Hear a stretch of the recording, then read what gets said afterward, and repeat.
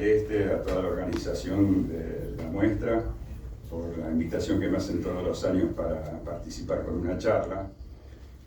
Para esta oportunidad elegimos siempre me da a elegir el tema.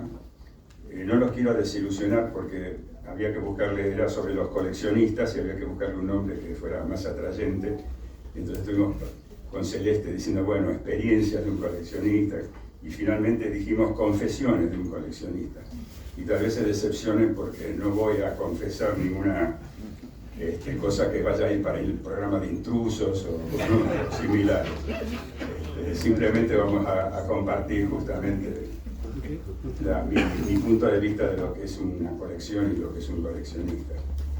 Me traje acá un machete porque el tema es súper amplio, para no olvidarme de las cosas que considero esenciales en el tema que son preguntas que me hacen habitualmente, ¿no?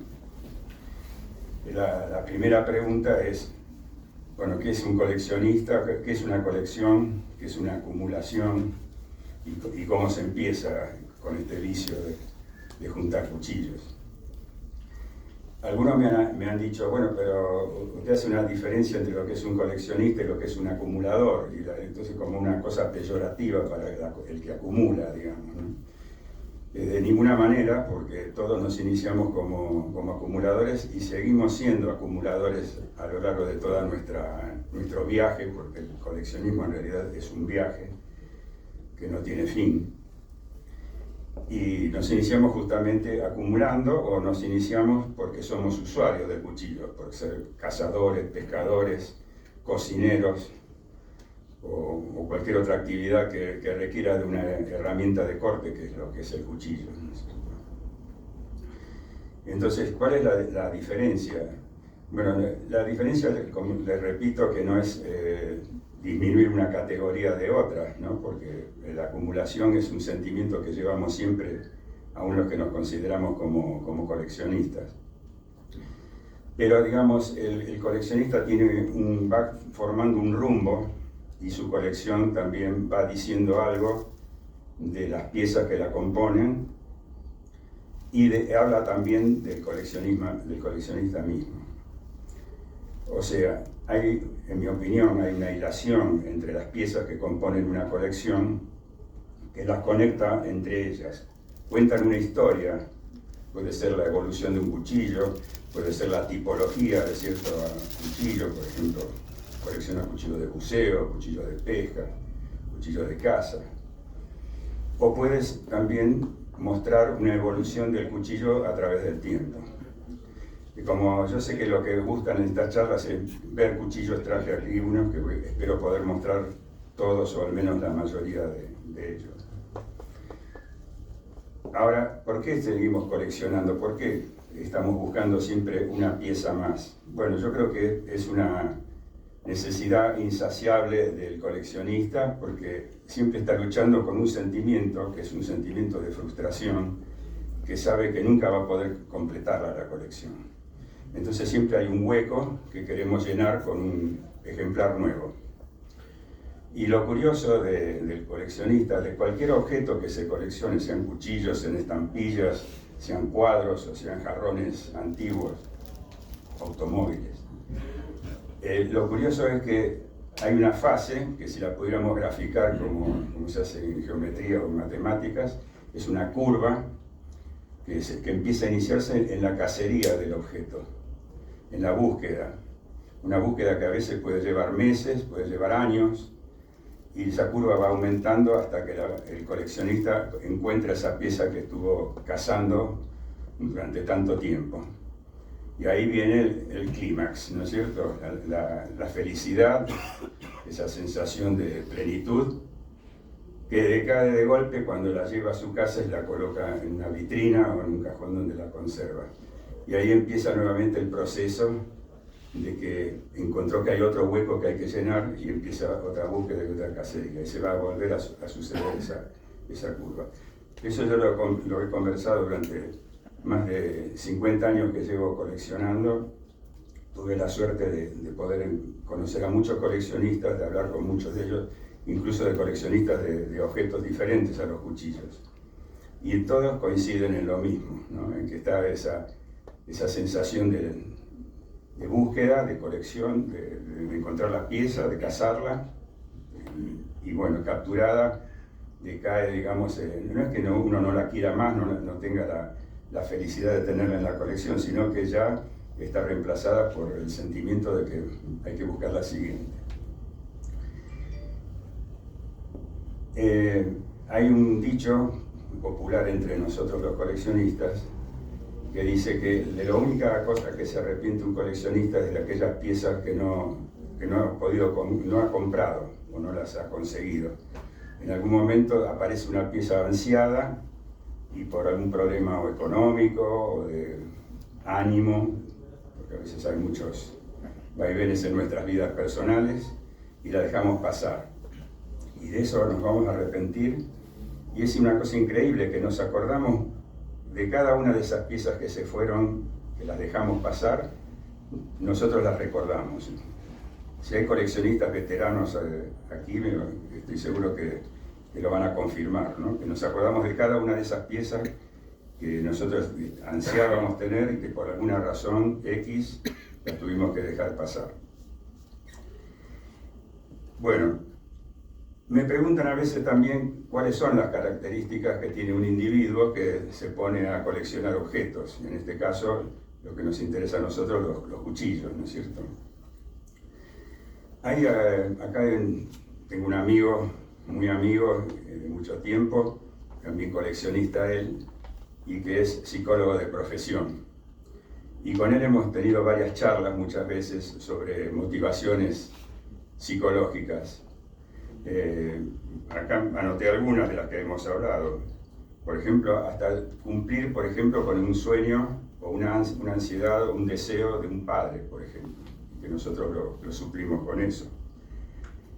También puede ser una necesidad de tener un mundo propio donde nosotros mismos ordenamos las cosas a nuestro modo, las disponemos como queremos, las mostramos como queremos, y somos los reyes y señores de ese pequeño mundo personal o interior. Bueno, después hay otras especulaciones, ¿no es cierto?, como se relaciona el cuchillo obviamente con un objeto fálico, pero yo considero que esas son posibilidades o son sentimientos que deberían analizarse personalmente, uno a uno. No se puede generalizar, sino que son cosas muy personales. Yo creo que lo que hay allí es una búsqueda, es un interés por el objeto, empezar a estudiarlo al objeto y llegar a amarlo, ¿no? Investigar sobre él y tener esa digamos, especie de una cuota de obsesión también por el objeto que nosotros estamos juntando. Por supuesto se debe tener curiosidad, se tiene que tener paciencia, constancia, ánimo de investigación y fundamentalmente sensibilidad, creo yo. O sea, uno cuando toma en la mano un objeto y lo acaricia, lo estudia, lo mira, le ve los detalles, ¿no es cierto? La pieza nos habla. En el caso de un cuchillo artesanal, hay un trozo del corazón y del alma del artesano que está en cada pieza y uno creo que lo percibe, ¿no? A veces decimos que el objeto nos habla. Uno que no conozca, digamos, a un coleccionista, es probable que piense que la persona está un poco tocada, digamos, ¿no? Pero cuando uno ve sobre todo piezas antiguas, por ejemplo, y las toma en la mano y piensa en dónde estuvo ese objeto, en qué condiciones estuvo siendo utilizado, si es un objeto que fue utilizado en una situación bélica, en fin, todo eso es un sentimiento que el coleccionista lo percibe. Yo creo que lo percibe, que tiene un magnetismo en cada una de estas piezas. Pero me voy a hacer un poquito de agua. Si quieren hacerme alguna pregunta o un comentario, bienvenido.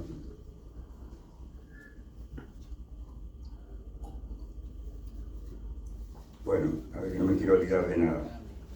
Me han preguntado algunas veces si en una colección puede haber subcolecciones, y efectivamente las hay. O sea, yo les dije antes que el coleccionista se enfoca en cierto tipo de cuchillos o en cierto tema, vamos a decir, pero obviamente surgen en ese largo camino que les comenté yo, que es el coleccionismo, intereses que van apareciendo a medida que uno va recorriéndolo, ¿no es cierto? Entonces, uno puede tener, por ejemplo, interés en cuchillos de caza, pero en un momento se interesó por unas navajas tácticas o unas navajas para pesca e inicia una subcolección de ese objeto.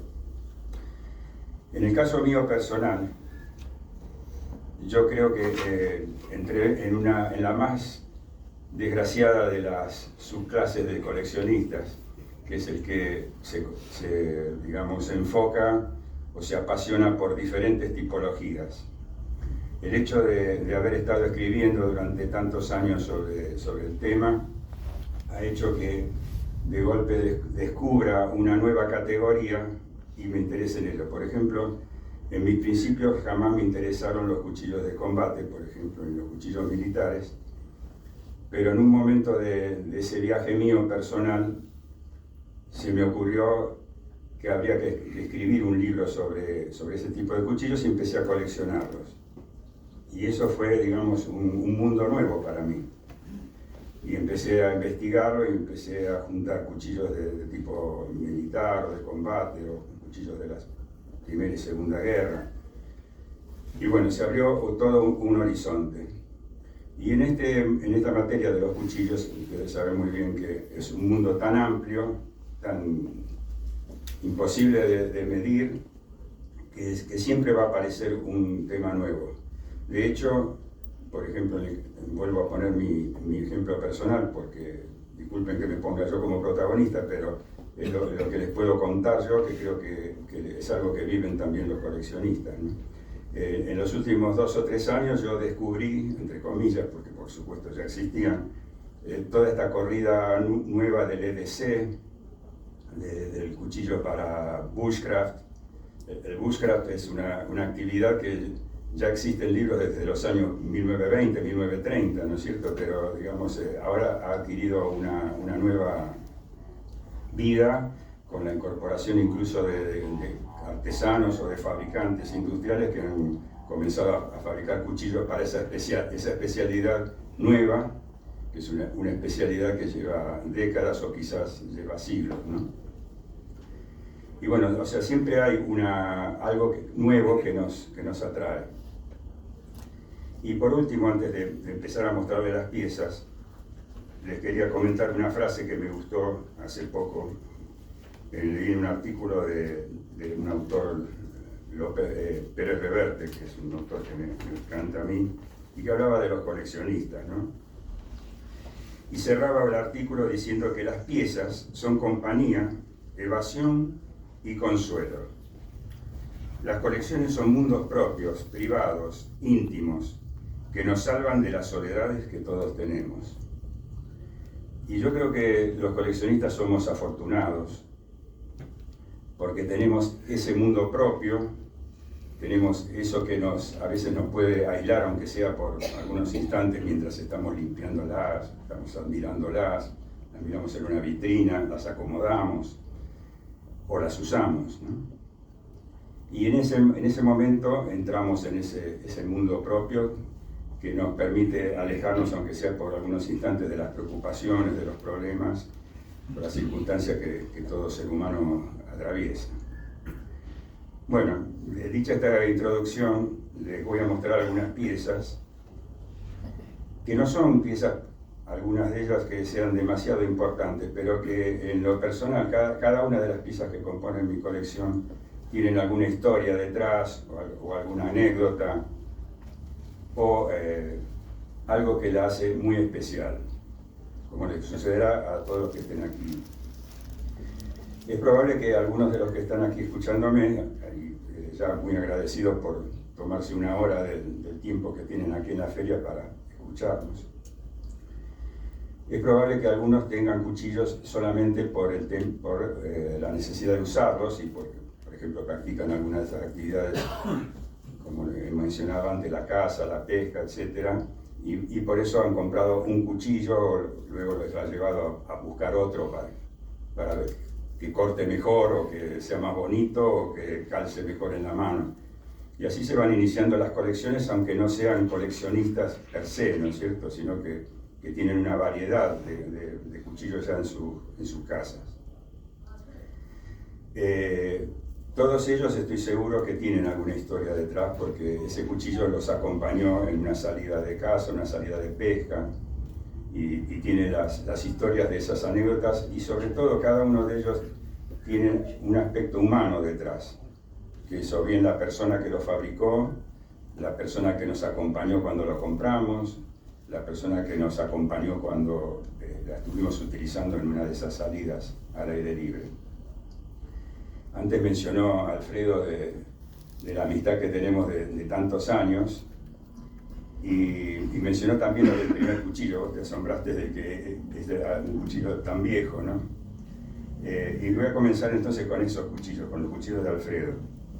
Este es el primero que yo le compré, y aunque él dice que Morán le pegó un latigazo ese día con sus palabras, pero yo creo que lo hizo más que nada como para incentivarlo a que siguiera progresando, no porque los cuchillos no estaban a la altura de las circunstancias, ¿no? Porque este cuchillo, a pesar de que es un cuchillo muy viejo en cuanto a su producción, tiene cosas que a mí me asombraron en el momento ese que yo lo vi, ¿no? Que él no lo mencionó recién, pero por ejemplo, si ustedes después lo van a ver en detalle, que tiene la espiga, que normalmente nosotros decimos conificada, pero tiene la espiga conificada y después se vuelve a ensanchar hacia el extremo de la empuñadura. Yo cuando vi eso, yo conocía cuchillos con espiga conificada, pero ninguno vi que tuviera esa característica y que tuviera un ajuste tan exacto en las cachas. De hecho, a pesar de los años que tiene, porque vos hablaste de que nos encontramos por el 80 y tanto, ¿no es cierto? 84, 85. Y sin embargo están perfectas, ha resistido, y este cuchillo sí fue usado no solo para probar el alambre, sino para muchas otras cosas, ¿no? Este otro, que lo pasaron allí, fue un obsequio que me hiciste en el 99, pero no recuerdo en qué ocasión fue que me lo regalaste. En el 99 fue cuando... No me acuerdo realmente. Y también me asombró este juego que tiene aquí, estas ondulaciones, y cómo puede hacerlas jugar con un lomo y con la curva del filo, ¿no es cierto? Además, tenemos que decir que esto representa también en una forma ideal o estilizada al famoso Bowie de Racing, el cuchillo que era del hermano del famoso Jim Bowie. La hoja tiene ese tipo de diseño, no así la empuñadura, que es una fantasía, digamos, ¿no? Y es un cuchillo realmente impresionante, lo tengo en una vitrina en un lugar destacado. Y había otro cuchillo, que tiene una historia también, porque resulta que yo sí creo que tengo todos los modelos de Alfredo, y la mayoría me los ha obsequiado. Entonces yo no quería que me obsequiara otro cuchillo más, porque no me gusta, digamos, yo sé lo que es el costo de hacer un cuchillo, y los tiempos no están nunca para regalar cosas, ¿no? Entonces lo engañé y le dije que lo quería comprar para un amigo, y entonces me lo vendió. Viene en un estuche de madera muy bonito, como unos que se han mostrado aquí en la pantalla. Y cuando al final me lo entregó, le tuve que confesar la verdad, que era para mí. Y entonces me dijo, ¿cómo? Pero me engañaste. Entonces yo le dije que no, que en realidad era para un amigo, porque yo había sacado en ese momento un cuentito que se llamaba Las aventuras del coronel Dagger. Y entonces le dije, es verdad, es para mi amigo el coronel Dagger. Y entonces yo este cuchillo lo bautizamos, no sé si te acordabas de esa anécdota, que es el cuchillo del coronel Dagger. Bueno, lo que no me acuerdo es el material de las cachas, que es una especie de micarta de soga, ¿no? Sí, son fibras vegetales laminadas con resina. Bueno, les voy a contar algunas anécdotas. Este cuchillo, por ejemplo, por supuesto esta no es la vaina, no tiene vaina. Es un obsequio que me hiciera una persona muy querida, que era Miguel Gugliotta, padre de Mariano, no está por acá Mariano. Y lo suelo mostrar cuando alguien me dice, pero ¿cómo vos coleccionás cuchillos? Pero el cuchillo siempre se asocia con algo, digamos, negativo, ¿no es cierto? Con alguien para combatir, para pelear, para matar. Y yo les digo que los cuchillos son obras de arte, ¿no? Y entonces les muestro, por ejemplo, esto y terminan dándome la razón. Es un cuchillo que está hecho integralmente en damasco, en una sola pieza. Terminan en la cabeza del caballo y, digamos, la melena del caballo flameando al viento, ¿no? Después también lo vamos a tener que salir afuera si los quieren ver de cerca, porque tengo que dar paso al siguiente expositor. Algunos también me preguntan cómo fue que me inicié con los cuchillos.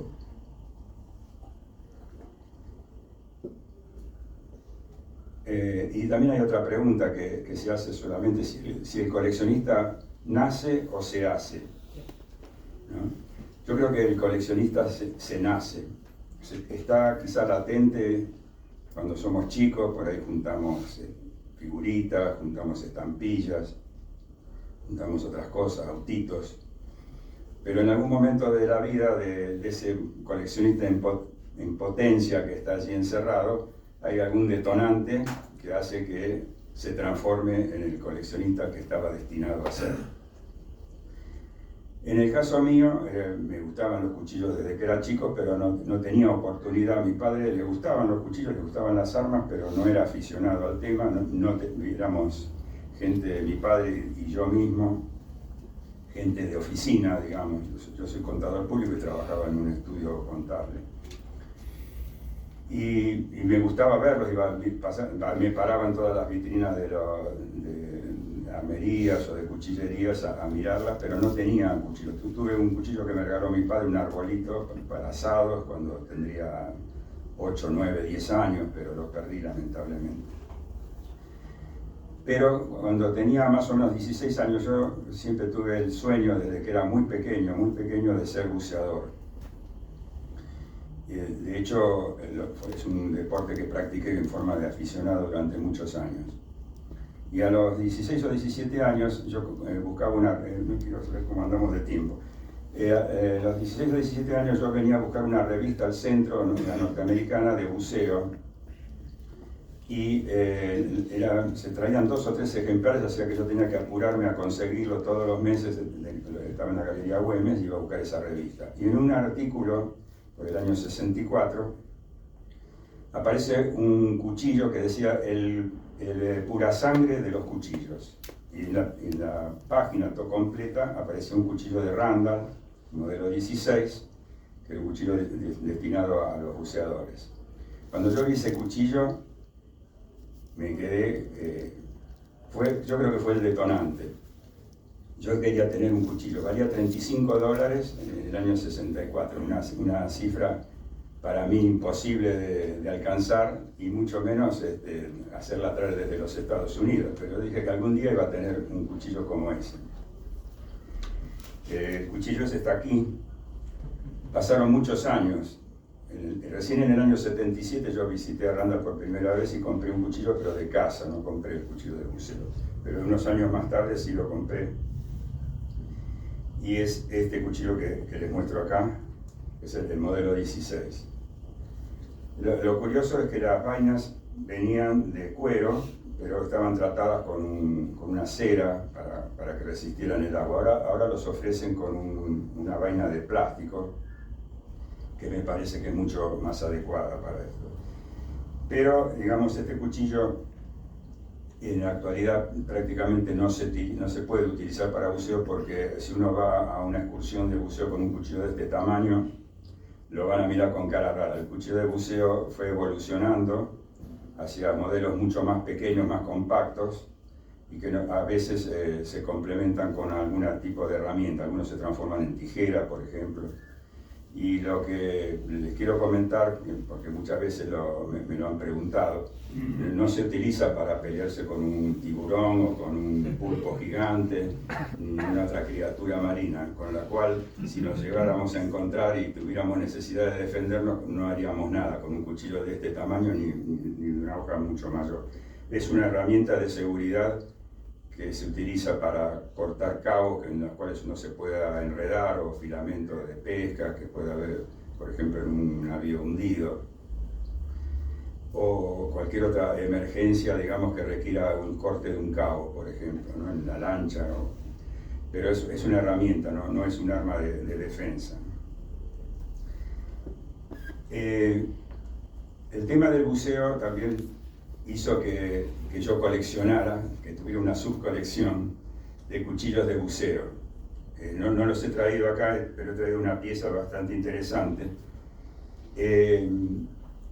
Les decía que no solamente tengo en mi colección cuchillos de buceo antiguos, sino también modernos, y tengo también instrumentos de los años 60 y 70. Por ejemplo, la primera computadora de buceo que se hubo para el buceador deportivo, tengo un ejemplar de eso, que le llamaban la hacedora de viudas, porque era tan poco confiable que, digamos, nadie lo quería utilizar, ¿no? Bueno, este es un cuchillo de buzo de escafandra, el buzo tradicional con la escafandra de bronce, que fue fabricado por la firma Siebe & Gorman, que es el primer fabricante de escafandras del mundo, inglés. Los demás fabricantes de escafandras han fabricado cuchillos muy similares, son con una vaina muy pesada de bronce que va roscada. El cuchillo es pesado para que caiga, no flote, porque si no se le cae no lo podría recuperar. Y generalmente se llevaba en el cinturón de lastre o cruzado en alguna de los atalajes del buzo, ¿no? Esta pieza probablemente sea de finales del siglo XIX. Y es una de mis favoritas por estar vinculada al buceo y a la historia del buceo, que me interesa mucho. Y la otra pieza que les quería mostrar es esta, que fue mi primer cuchillo, que me lo regaló mi suegro, que fue el segundo detonante. Porque mi suegro era una persona muy aficionada y fanática de la pesca, y organizaba unas salidas de pesca y demás. Íbamos a Corrientes a pescar, íbamos también a Madrid, donde combinábamos pesca con buceo. Y cuando yo estaba de novio, me invitó a una salida de pesca a Corrientes, a pescar el dorado. Y me dice, bueno, y le digo, bueno, yo no había salido nunca a una expedición de ese tipo, ¿no? ¿Y qué llevo? Bueno, lleva esto, y llévate el cuchillo. Y digo, ¿qué cuchillo? No tengo cuchillo. Y entonces me regaló esto estoy hablando por el año 71 o 72. Es un cuchillo muy sencillo, ustedes lo deben conocer, la marca Phil Temple. También lo fabricaba Vicelcorte acá en Argentina. Venía con dos tipos de hojas, esta que es un tipo Bowie, vamos a llamarle, y la otra era lanceolada. Bueno, me regaló este cuchillo, yo cuando lo vi tocaba el cielo, porque este realmente fue mi primer cuchillo serio, vamos a llamar, ¿no? La vaina no la encontré, y está en una condición no muy buena, porque estuvo durante muchos años perdido en una caja de pesca. Entonces, bueno, al final lo encontré, lo rescaté y lo limpié lo mejor que pude. Está basado en el cuchillo de las Juventudes Nazis, la empuñadura, y además de estas dos fábricas argentinas que les mencioné, creo que también en Europa se sigue fabricando, creo que hasta Muela fabrica un cuchillo similar, ¿no? Y bueno, esto fue el detonante, les digo yo, porque en un momento, después que me casé, o sea, ya hace más de 52 años que nos casamos, mi suegro me pidió que fuera a trabajar con él, y lo primero que hice al dejar mi empleo en un estudio contable fue trabajar en un campito pequeño que tenía ahí a casi 100 kilómetros de Buenos Aires, donde yo por primera vez pasar de una oficina, pasé a hacer, había un criadero de cerdos allí, pasé a aprender a capar, a descolmillar, a manejar tractor, a manejar un camión. Pero me trajo una ventaja que yo por primera vez empecé a portar un cuchillo y un arma de fuego allí. Podía darme el gusto de tirar, de usar el cuchillo y demás. Y ahí empecé yo a entusiasmarme por esto, y creo que ahí se despertó ese coleccionista que les decía yo que está dormido en muchas personas, ¿no? En muchos seres humanos.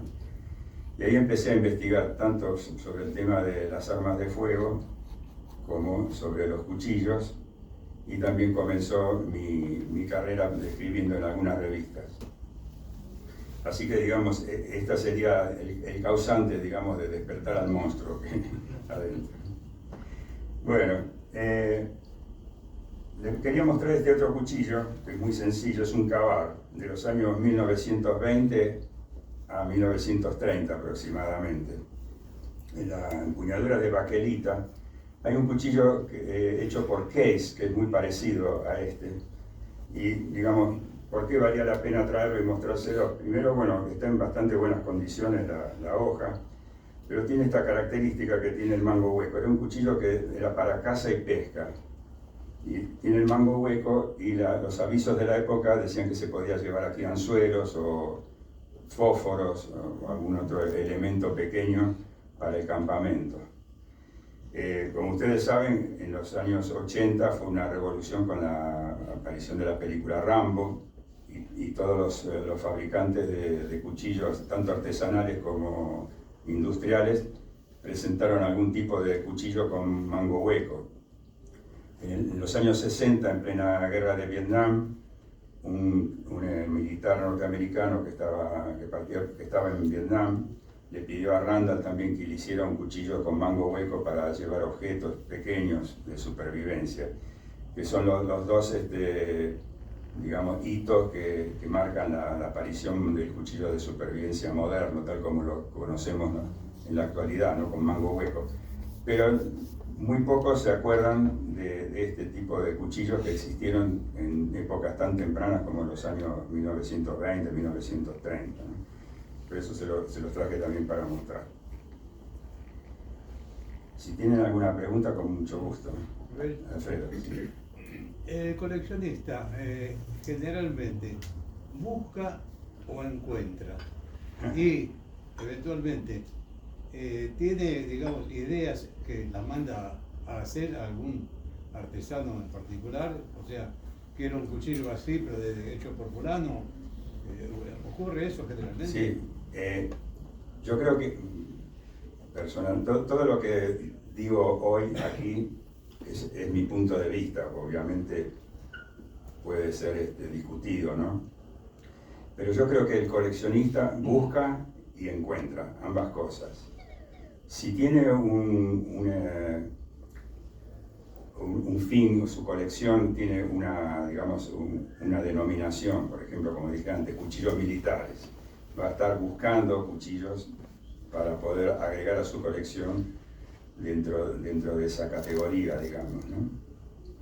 Y muchas veces encuentra cosas que no conocía, y va a las cuevas que uno suele frecuentar, ¿no es cierto?, que hay comercios especializados o lugares como este donde puede encontrar una mesa con personas que están vendiendo objetos de colección, cuchillos de colección. Y entonces encuentra por ahí, por azar, una pieza que tal vez la vio en algún libro o la vio en alguna fotografía, o descubre una pieza que no tenía la menor idea de que existía, ¿no es cierto? Este es uno de los casos, por ejemplo. Yo estoy buscando en unos libros. Una vez alguien me hizo una consulta sobre el cuchillo de supervivencia, y buscando los libros apareció que había un antecedente. Nosotros habitualmente contábamos con la historia de Randall y ese militar que le encargó ese cuchillo, ¿no? Y con respecto al encargue, lo mismo. Hay piezas, y acá tengo un buen ejemplo, hay piezas que el coleccionista quiere tener pero no las puede adquirir por varias razones. La principal normalmente es porque alcanzan precios altísimos si se encuentran, y en otros casos son piezas que solamente existen en los museos. Entonces la única forma de tener una es hacer una reproducción.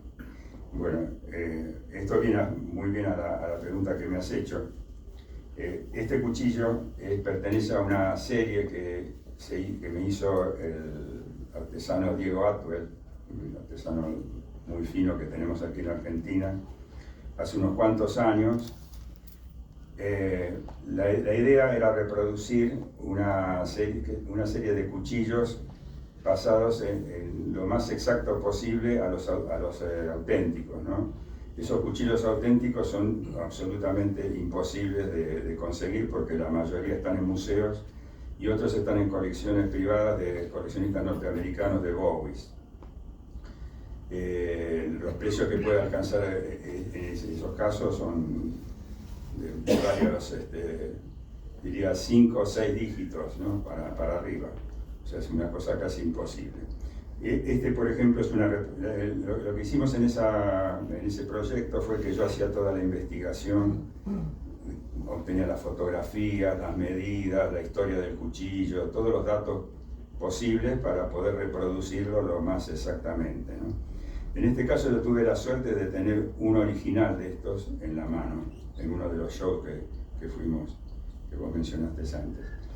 El original es un cuchillo hecho por Henry Schiavelli, que era un gran artesano que estaba en Filadelfia y que, según cuenta la historia, James Bowie lo visitó en alguna oportunidad y le encargó un cuchillo.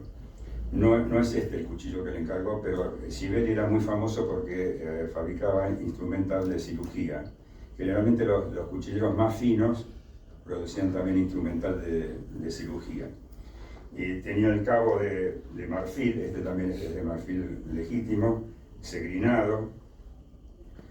Y como les dije, tuve oportunidad de tenerlo, al cuchillo original de un coleccionista norteamericano que lo exhibía en uno de esos shows, ¿no? Y tiene una característica muy curiosa, que tiene el bisel de la punta de la hoja de un solo lado. El del otro lado no lo tiene, no sé si lo alcanzan a ver. Bueno, esto, digamos, a mí me gustaría que toda mi colección fuesen de originales, pero sería imposible. Entonces, una buena reproducción hecha con una excelencia, así con una investigación previa y demás, te permite poder tenerla. Y sobre todo yo las he utilizado. Acá se exhibieron en la MAC, creo que en el año 2012, se hacían en el otro hotel, y se había hecho una vitrina donde se exhibían, creo que son 5 o 6 piezas de esas, de distintos modelos, ¿no? Y bueno, esto responde a la pregunta que vos me hiciste. Muchas veces uno acude a un buen artesano para que le reproduzca una pieza así que sería imposible de tener en una colección normalmente. Gracias. Gracias a vos. Bueno, acá les traje otra pieza curiosa, que es una navaja de Sevilla, desde finales del siglo XIX. En este caso tiene la particularidad, como muchas navajas de la época, de tener una serie de dientes que son las que traban después en la ventana del muelle para que quede trabada, y hacen un ruido muy particular. Se las conoce como de carraca. La carraca es una matraca, digamos, ¿no? Que se utilizaba en marinería para hacer señales, ¿no? Y hace un ruido muy particular, ¿no? Que tiene dos funciones, digamos. Una, imagínense una callecita de España durante el siglo XIX, oscura, de noche, y uno escuchaba un sonido como este, sabía que tenía que correr para el lado contrario, ¿no? Y la otra es una demostración de la habilidad del artesano que confeccionó una navaja con tanta cantidad de dientes para poder ajustarla, para que abra y cierre como corresponde y al mismo tiempo produzca el sonido ese, ¿no? En general las navajas españolas no venían marcadas con el nombre del artesano, porque los artesanos, tanto los artesanos como los poseedores de las navajas eran perseguidos por la ley, no estaba prohibido. Entonces prácticamente no hay navajas antiguas que estén marcadas con el nombre, pero sí tienen leyendas que algunas son muy divertidas, ¿no? Como si esta víbora te pica, no hay remedio en la botica, o no me saques sin razón y no me guardes sin honor, ¿no? O soy de mi dueño, cosas así muy particulares. Esta tiene una leyenda que ahora no me acuerdo, se la logro ver porque está bastante borrada, se hacía con incisión. Es decir, esta tiene la de no me hablas sin razón, no me cierres sin honor, y dice Sevilla. A veces están fechadas también. Esta más o menos calculo yo que debe ser de 1880, 1890, una cosa así. Bueno, esta es una pieza también que traje que puede ser interesante. Bueno, acá tengo esta navaja que es moderna, es de un artesano español, Nuño de apellido, tiene también Carraca, pero lo interesante de esto es el grabado de la hoja, que está realizado por un gran amigo mío de Albacete. Albacete es la capital de la cuchillería española. Antonio Montejano es el artista que ha hecho el grabado al ácido. La técnica esta del grabado al ácido es centenaria y lamentablemente está en vías de desaparición. Antonio Montejano la ha elevado a un nivel que nunca había tenido. Proviene de una familia que este año cumple 80 años vinculado con el arte del aguafuerte, y está hecho en 3 niveles, es decir, que se van tapando la hoja para ser atacada por el ácido, después se vuelve a descubrir, se tapa la otra que ya estaba grabada, y así sucesivamente 3 veces, ¿no? Que es un dominio extraordinario de la técnica. Bueno, esta también la traje como una pieza muy interesante. Con Antonio tengo una gran amistad que se hizo a la distancia. Después tuve el gusto de visitarlo en alguna oportunidad allí en Albacete. Y bueno, también les traje, porque a veces me dicen, bueno, pero vos mostrás cuchillos de combate, cuchillos americanos, bowies, etcétera, y no mostrás cuchillos criollos. Ahí también, en un momento de ese largo viaje que les comenté como coleccionista, voy redondeando,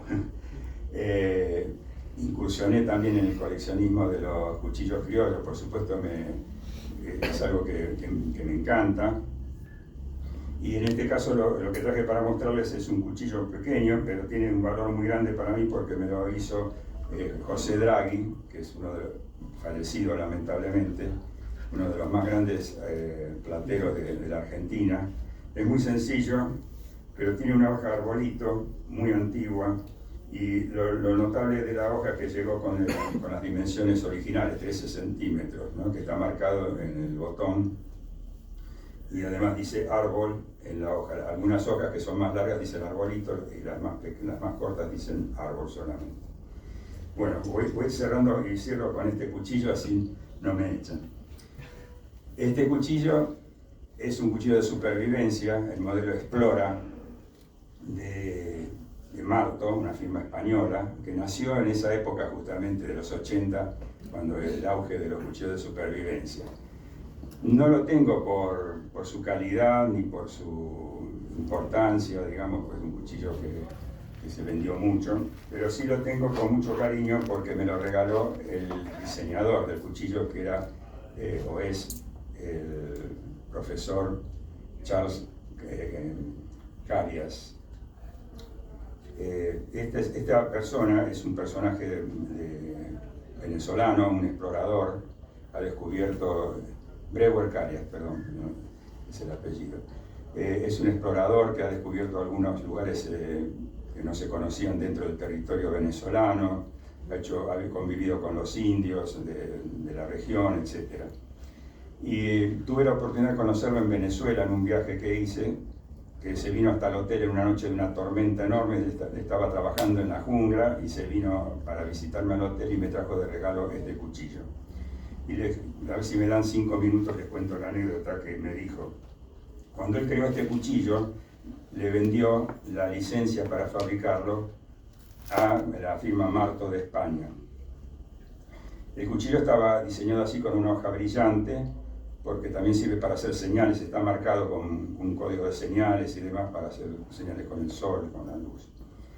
Y tuvo un éxito muy grande, y tal es así que después fue adoptado por algunas fuerzas latinoamericanas militares también. Entonces él me contó en esa noche que en un momento Marto le dijo, mire, nosotros queremos lanzar una versión toda negra. Entonces él se negaba porque decía que no, el diseño era que tenía las razones para tener la hoja pulida y demás, y no quería hacerla con hoja negra. Tanto insistieron, que finalmente aceptó en hacer la versión con hoja negra. Y él cobraba un canon por cada ejemplar que se vendía. Y me dice, cuando se lanza la versión negra, yo no estaba para nada conforme, pero me llaman de España que el cuchillo se vendía como pan caliente. Y se vendían por cientos y cientos y cientos, y lo que se había previsto fabricar se iban a fabricar más. Y entonces él quedó asombrado. Y entonces me dice, Abel, yo me puse a pensar, la mayoría de esos cuchillos van a terminar en una pared. Y no entiendo cómo el cuchillo pierde una de las condiciones que tenía con la hoja pulida y se vende más con la hoja negra. Y entonces me dice, después de mucho pensar, me di cuenta cuál era la razón. La razón es que nosotros somos vendedores de ilusiones. El cuchillo no importaba que hubiera perdido alguna de esas condiciones que tenía, pero sí despertaba en la persona que lo compraba una ilusión. Se imaginaba en la selva, se imaginaba en una expedición, se imaginaba descubriendo algo con el cuchillo negro en la mano. Y creo que esa es la conclusión para la charla de hoy. Que todas estas cosas, estos objetos que nosotros atesoramos, que nosotros nos volvemos locos por ellas, hacemos cosas que no debemos hacer para poder adquirirlas,